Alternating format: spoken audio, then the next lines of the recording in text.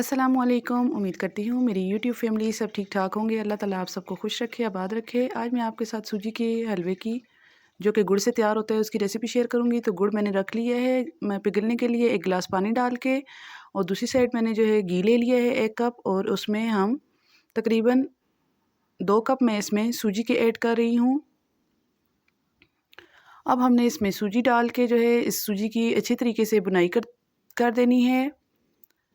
सूजी में याद रखिए कि लगातार चम्मच चलाना पड़ता है। अगर आप अपना हाथ रोकेंगे तो सूजी जो है नीचे लग जाएगी, और सूजी को आपने अच्छे तरीके से भूनना है। और इस साइड पे आप देख सकते हैं गुड़ भी हमारा पिघल रहा है। ये मैंने 1 गिलास डालकर तकरीबन 4 गुड़ के पीसेस डाल के इसको 4 से 5 पीसेस बड़े साइज़ के थे तो मैंने डाल के रख दिया है। इस साइड पे साथ साथ हम सूजी भी भून रहे हैं, दोनों काम साथ साथ करेंगे। साथ में 3 से 4 अदद छोटी इलायची जो है कट करके शामिल कर रही हूँ खोल के।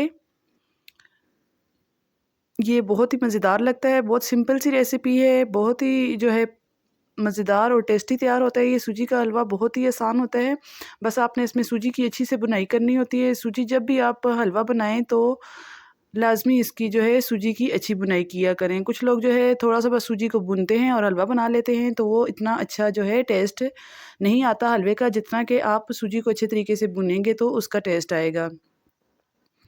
ये देखें जी, आपके सामने मैं लगातार जो है चम्मच चलाती जा रही हूँ ताकि हमारी सूजी नीचे ना लगे। और लाइट सा जैसे ही इसका कलर चेंज होगा तो उसके बाद जब हमारे पास ये जो गुड़ गल चुका है, इसका पानी जो है हम शामिल करेंगे, छान के शामिल करेंगे।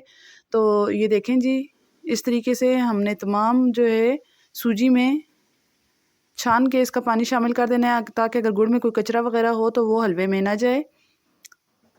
ये देखें जी, इस तरीके से आप देख सकते हैं छन्नी में जो है कचरा इसका निकल चुका है, और हमने जो है ये गुड़ वाला जो है पानी इसमें शामिल कर दिया है। ये बहुत ही ज़बरदस्त और टेस्टी हलवा तैयार होता है। जब तक मैं हलवे को पका रही हूँ, आप जल्दी से मेरी वीडियो को लाइक कर दें, और अगर चैनल पर नए हैं तो सब्सक्राइब करना ना भूलें।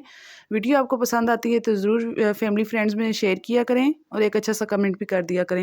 ये देख सकते हैं हलवा हमारा जो है थिक हो चुका है, काफ़ी गाढ़ा हो चुका है, इसका पानी खुश्क हो चुका है। अब हम इसकी बुनाई करेंगे यहाँ तक कि ये दानेदार सा हो जाए। चिपचिपाहट वाला और जुड़ा जुड़ा हुआ हलवा इतना पसंद नहीं किया जाता खाने में, तो आप इस तरीके से इसकी बुनाई करते रहेंगे तो ये दानेदार सा हलवा हमारे पास तैयार हो जाएगा। आप इसमें चाहें तो अपनी मर्ज़ी से कोई से भी नट्स भी डाल सकते हैं, मैं सिर्फ इसमें खोपरा शामिल करूँगी। और ये आप देख सकते हैं कितना ज़बरदस्त दानेदार सा हमारा हलवा तैयार हो रहा है। जैसे ही ये तैयार होगा दानेदार सा हलवा, तो हम इसमें जो है खोपरा ऐड करेंगे। ये खोपरा मैंने साबुत खोपरा लाया और इसको छुरी की मदद से मैंने कट कर दिया है। जितने पीसेस में आपको पसंद है, छोटे पतले मोटे जिस तरह भी आप करना चाहते हैं अपनी मर्ज़ी से कट कर सकते हैं। तो अब हम इस बिल्कुल लास्ट में आके जो है इसको शामिल करेंगे और थोड़ा-सा 2 से 3 मिनट और इसको पकाएँगे। ये देख सकते हैं जी, हमारा हलवा तैयार हो चुका है। अब मैं आपको इसको जो है डिश आउट करके भी दिखाऊँगी, इसकी फ़ाइनल लुक। बस 2 मिनट इसको पका लूँ।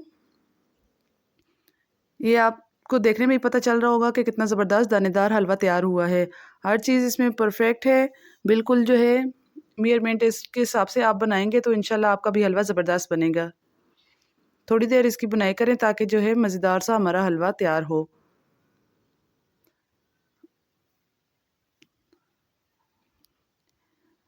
ये देख सकते हैं जी आप, हमारा हलवा तैयार हो चुका है। अब मैं आपको दिखाती हूँ इसकी फ़ाइनल लुक। डिश आउट करती हूँ प्लेट में। इसी के साथ अब मैं आपसे इजाज़त चाहूँगी, मिलती हूँ नेक्स्ट रेसिपी के साथ। अपनी दुआओं में याद रखिएगा। अल्लाह हाफ़िज़।